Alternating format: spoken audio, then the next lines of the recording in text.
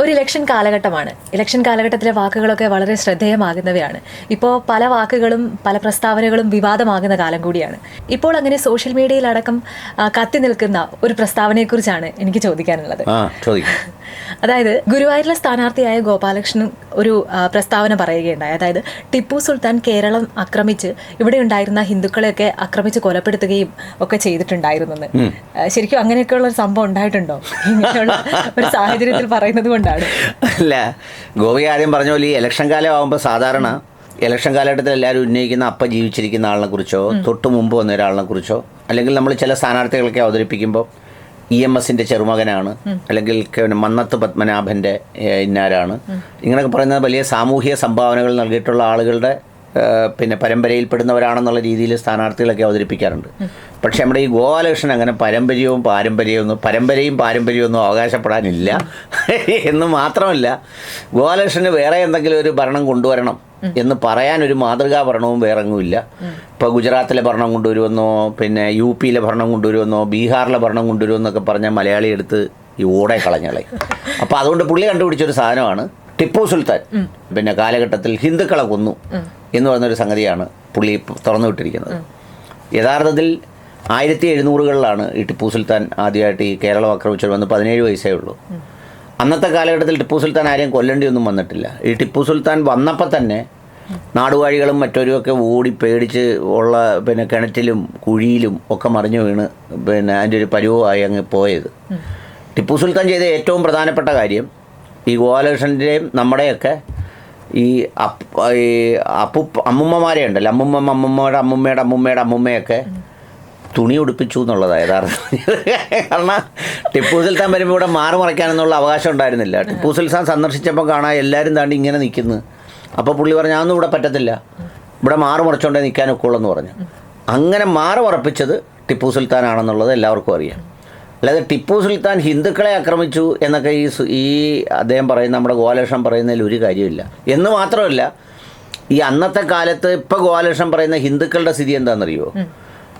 ഈ സംഭവങ്ങളെല്ലാം ഉണ്ടായി ടിപ്പു സുൽത്താനൊക്കെ കഴിഞ്ഞ് ആ കാലഘട്ടം കഴിഞ്ഞ് 150 വർഷം കഴിഞ്ഞാണ് ഈ വൈക്കം സത്യാഗ്രഹം, ക്ഷേത്രപ്രവേശനം, ഈ എല്ലാ മനുഷ്യരെയും മനുഷ്യരായി കാണാൻ തുടങ്ങിയതുമൊക്കെ പിന്നീട് 150 വർഷം കഴിഞ്ഞാൽ. അപ്പോൾ അന്നത്തെ കാലത്ത് ഈ ഗോപാലകൃഷ്ണൻ പറഞ്ഞ ഹിന്ദുക്കളൊന്നും ഇവിടെ ഇല്ല എന്ന് പറഞ്ഞാൽ, അന്നുണ്ടായിരുന്നത് എന്താണെന്ന് വെച്ചാൽ കുറച്ച് ബ്രാഹ്മണന്മാർ, നാടുവാഴി പ്രഭുക്കന്മാർ, വെറും കീടങ്ങളെപ്പോലെ നികൃഷ്ട ജീവികളെപ്പോലെ കാണുന്ന കുറച്ച് ജന്മങ്ങൾ, ഏതോ ഒരു വളരെ പ്രസിദ്ധമായ ഒരു ചെറുകഥയിലെയൊക്കെ കഥാപാത്രങ്ങളെപ്പോലെ പകലിറങ്ങി നടക്കാൻ പോലും കഴിയാത്ത ഈ പ്രഭുക്കന്മാരുടെയും നാടുവാഴികളുടെയും എല്ലാ ക്രീഡകൾക്കും വിധേയമാകേണ്ട വെറും പാവങ്ങളായ, എന്തായാലും അവരെ വിളിക്കണമെന്ന് എനിക്ക് അറിഞ്ഞുകൂടാ. എന്ന് പറഞ്ഞാൽ മനുഷ്യപ്പുഴുക്കളെപ്പോലെ ജീവിച്ച കുറേ ആളുകളാണുള്ളത്. അവരെന്ന് പറഞ്ഞാൽ ആരാന്ന് വെച്ചാൽ ഈ പറഞ്ഞ ഈഴവ സമുദായത്തിൽപ്പെട്ടവർ, അതുപോലെ അടക്കമുള്ള ആളുകളാണ്. അവരാണ് ഒരുപാട് ത്യാഗം സഹിച്ചത്. അപ്പോൾ അവരെ ഒന്നും അന്ന് ഹിന്ദുക്കളായി പരിഗണിച്ചിരുന്നില്ലെന്ന് മാത്രമല്ല, അവർക്ക് ഏറ്റവും നികൃഷ്ടവും നീചവുമായ ജീവിതമായിരുന്നു അവർക്കുണ്ടായിരുന്നത്. അപ്പോൾ അവരെ ഒന്നും ഈ പറയുന്ന ടിപ്പു സുൽത്താനൊന്നും കൊന്നില്ലെന്ന് മാത്രമല്ല, അവരെ ദ്രോഹിച്ചവരെ ടിപ്പു സുൽത്താൻ വിരട്ടിയെന്ന് മാത്രമല്ല, അന്ന് മുതലേ ഈ വിരട്ടിയവരുടെ എല്ലാം മൂത്രം പോയിക്കൊണ്ടിരിക്കുക. ഇപ്പോഴും ഗോപാലകൃഷ്ണൻ ടിപ്പു സുൽത്താൻ എന്ന് പറഞ്ഞാൽ, ഇപ്പോൾ ഈ ടിപ്പു സുൽത്താനെയൊക്കെ പറഞ്ഞില്ലയോ, ഗോപാലകൃഷ്ണൻ ഒറ്റയ്ക്ക് എവിടെയെങ്കിലും ഇരിക്കുമ്പോൾ ടിപ്പു സുൽത്താൻ എന്ന് പറഞ്ഞാൽ ഗോപാലകൃഷ്ണൻ ഒന്ന് ഞെട്ടും. എന്ന് പറഞ്ഞാൽ അങ്ങനെ ചരിത്രത്തിൽ ആളുകളെ ഞെട്ടിച്ചിട്ടുള്ള അപൂർവ ആളുകളിൽ ഒരാളാണ് ടിപ്പു സുൽത്താൻ. എന്ന് മാത്രമല്ല, ഈ ടിപ്പു സുൽത്താൻ്റെ ചിത്രം ഇന്ത്യൻ ഭരണഘടനയിലുണ്ട്. ഇന്ത്യൻ ഭരണഘടനയുടെ ഒരു പേജിൽ ടിപ്പു സുൽത്താൻ്റെ ചിത്രമാണ് വരച്ചിട്ടുള്ളത്. അപ്പം ഹിന്ദുക്കളെ കൊന്ന രീതിയിലോ ഈ രാജ്യത്തെ പൗരന്മാരെ കൊന്ന രീതിയിലോ ആണ് ടിപ്പു സുൽത്താനെ ചരിത്രം അടയാളപ്പെടുത്തിയതെങ്കിൽ ഈ പറഞ്ഞ പോലെ ഒരു കാര്യവുമില്ല. പക്ഷേ ഇപ്പോൾ എന്തിനാണ് പുള്ളി ഇത് പറയുന്നതെന്ന് വെച്ചാൽ, ഈ ടിപ്പു സുൽത്താനെ പിടിച്ച് എങ്ങനെയെങ്കിലും ഒന്ന് ഇലക്ഷന് രക്ഷപ്പെടാൻ ഒക്കുമോ, ഹിന്ദുക്കളെ പറ്റിക്കാൻ ഒക്കുമോ, ആളുകളെ കബളിപ്പിക്കാൻ ഒക്കും. അല്ലാതെ വേറൊന്നും പുള്ളിക്ക് പറയാനില്ല. പുള്ളിയുടെ ഒരു സംഭാവന കൊണ്ട്, ഞാൻ ഗോപാലകൃഷ്ണൻ എന്നെക്കൊണ്ട് ഇത്ര ആളുകൾക്ക് ഉപകാരം ഉണ്ടായി എന്ന് പറയാൻ ഒരു ഉപകാരവും ഒരു മനുഷ്യജന്മങ്ങൾക്കും ഉണ്ടായിട്ടുള്ള ഒരാളല്ല. അതുകൊണ്ടാണ് ഗോപാലകൃഷ്ണൻ ഇത് പ്രയോഗിക്കുന്നത്. ഇനി ഒരു കാര്യം കൂടി പറഞ്ഞുതരാം. ഈ ടിപ്പു സുൽത്താൻ ഭരണാധികാരിയായിരിക്കുന്ന കാലത്താണ് നിരവധിയായ ക്ഷേത്രങ്ങൾക്ക് സ്ഥലം പതിച്ചു കൊടുത്തത്. അത് ഇപ്പോഴും നമ്മൾ ചരിത്രം പരിശോധിച്ചാൽ ഈ ക്ഷേത്രങ്ങളുടെ എല്ലാം പരിസരത്ത് മുസ്ലിങ്ങളാണ് ധാരാളം ഉള്ളത്. അവരുടെ സ്ഥലങ്ങൾ പോലും ടിപ്പു സുൽത്താൻ പതിച്ചു കൊടുത്തു. അതിൽ പ്രധാനപ്പെട്ട ക്ഷേത്രങ്ങൾ കാടരഞ്ഞിക്കൊരു മകൻ ക്ഷേത്രം 2.69 ഏക്കർ നിലമാണ് പതിച്ചു കൊടുത്തത്. തവന്നൂർ ക്ഷേത്രം, ആനയംകുന്നത്ത് ക്ഷേത്രം, കുമാരനെല്ലൂർ ക്ഷേത്രം, കയ്യിൽ കരിങ്കാളി ക്ഷേത്രം, ചെമ്മന്തല ഭഗവതി ക്ഷേത്രം, വണ്ടൂർ ക്ഷേത്രം, പുനപ്പുലയി ക്ഷേത്രം, ചന്തളങ്കര ശിവക്ഷേത്രം, പൊട്ടിയാട്ട് ക്ഷേത്രം, നടുവത്ത് ക്ഷേത്രം, കരിമാൻകോട്ട അയ്യപ്പ ക്ഷേത്രം, നെച്ചിപ്പറമ്പത്ത് ത്രിപുരന്തകൻ ക്ഷേത്രം, ചിറമംഗലത്ത് വേട്ടയ്ക്കൊരു മകൻ ക്ഷേത്രം, ഉള്ളാന ക്ഷേത്രം, നേരം കൈതക്കോട്ട് ക്ഷേത്രം, ത്രികോലം ക്ഷേത്രം, തിരുമാന്തൻകുന്ന് ക്ഷേത്രം, മേലേടത്ത് ക്ഷേത്രം, പാലാപ്പറമ്പത്ത് ക്ഷേത്രം, മുത്തൂർ കുന്നത്ത് ദുർഗാഭഗവതി ക്ഷേത്രം, വാകത്തൊടി കരിങ്കാളി ക്ഷേത്രം, പന്തല്ലൂർ ഭഗവതി ക്ഷേത്രം, തിരുവാടി ക്ഷേത്രം, ഉരുനടത്ത് ശിവക്ഷേത്രം, മണ്ണൂർ ശിവക്ഷേത്രം, ഏക്കർപ്പറമ്പ് നിറം കൈതക്കോട്ടയിൽ ക്ഷേത്രം, തിരുനാവായ വിഷ്ണു ക്ഷേത്രം, ഏക്കർപ്പറമ്പ് ഏറനാട് താലൂക്ക് പള്ളിക്കുന്ന് അംശം, തൃക്കണ്ടിയൂർ ശിവക്ഷേത്രം എന്ന് തുടങ്ങി വായിച്ചായത് ഒത്തിരിയുണ്ട്. ഏതാണ്ട് 53 ക്ഷേത്രങ്ങൾക്ക് ഈ പറയുന്ന സ്ഥലം സ്വന്തമായി പതിച്ചു കൊടുത്ത ആളാണ് ഈ ടിപ്പു സുൽത്താൻ എന്ന് പറഞ്ഞത്. ടിപ്പു സുൽത്താൻ്റെ ശത്രു ബ്രിട്ടീഷുകാരായിരുന്നു. ടിപ്പു സുൽത്താൻ്റെ ശത്രു ഈ പറയുന്ന പോലെ ഹിന്ദുക്കളായിരുന്നില്ല. അങ്ങനെ ഹിന്ദുക്കളായിരുന്നു ടിപ്പു സുൽത്താൻ്റെ ശത്രുവെങ്കിൽ ഈ ക്ഷേത്രങ്ങളെയൊക്കെ സഹായിക്കുകയോ ഇത്തരം കാര്യങ്ങൾ ചെയ്യുകയോ ഒന്നും ആവശ്യമില്ലായിരുന്നു. ഇനി ഗോപാലകൃഷ്ണൻ അറിഞ്ഞുകൂടാത്ത ഒരു ചരിത്രം കൂടി ഞാൻ പറയാം.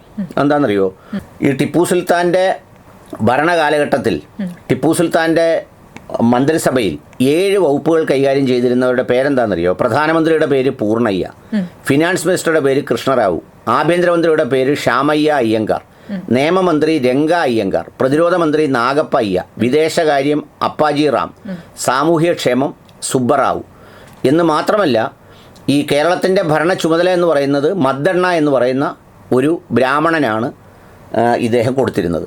ടിപ്പു സുൽത്താൻ്റെ മിലിറ്ററിയുടെ കമാൻഡർ ഇൻ ചീഫുമാർ 2 പേരും ഹിന്ദുക്കളായിരുന്നു, ശ്രീപദ് റാവു, ഹരിസിംഗ് എന്ന് മാത്രമല്ല ടിപ്പു സുൽത്താൻ്റെ മിലിറ്ററിയിൽ 80% ഹിന്ദുക്കളായിരുന്നു. സാർ ഇതൊക്കെ പറയുന്ന കേട്ടപ്പോൾ എനിക്ക് തോന്നിയത് എന്താണെന്നറിയോ, ശരിക്കും ഗോപാലകൃഷ്ണൻ എന്ന് പറയുന്ന ഈ കാൻഡിഡേറ്റ് ചരിത്രം അറിയാതെ ചരിത്രത്തിൽ ജീവിക്കാൻ ആഗ്രഹിക്കുന്ന ഒരാളാണ്. അങ്ങനല്ല, ചരിത്രം അറിയാതെ ചരിത്രത്തിൽ ജീവിക്കുന്നു എന്ന് വരുത്തി ചരിത്രാവശിഷ്ടനാകുക എന്ന് പറയത്തില്ലേ.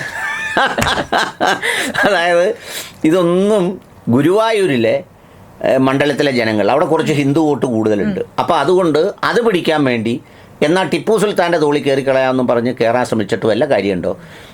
എന്തെങ്കിലുമൊക്കെ നാട്ടിലെ കാര്യം പറയാം, തൊഴിലില്ലായ്മ പറയാം, അല്ലെങ്കിൽ ഞങ്ങൾ അധികാരത്തിൽ വന്നാൽ ഇത് പട്ടിണി മാറ്റുമെന്ന് പറയാം. ഇപ്പോൾ ദാണ്ട് പിന്നെ ഗ്യാസ് ഇല്ലാതെ ഒരുപാട് ഹോട്ടലുകൾ അടഞ്ഞു കിടക്കുന്നു. ആ ഹോട്ടലുകളൊക്കെ ഞങ്ങൾ ഗ്യാസ് കൊണ്ടുവന്ന് പുനഃസ്ഥാപിക്കുമെന്ന് പറയാം. അല്ലെങ്കിൽ ഗുരുവായൂർ ടെമ്പിൾ ടൗൺ ഉണ്ടാക്കുന്നതിന് വേണ്ടി എന്തെങ്കിലും സാമ്പത്തികം കൊണ്ടുവന്ന് റെഡിയാക്കും എന്ന് പറയാം.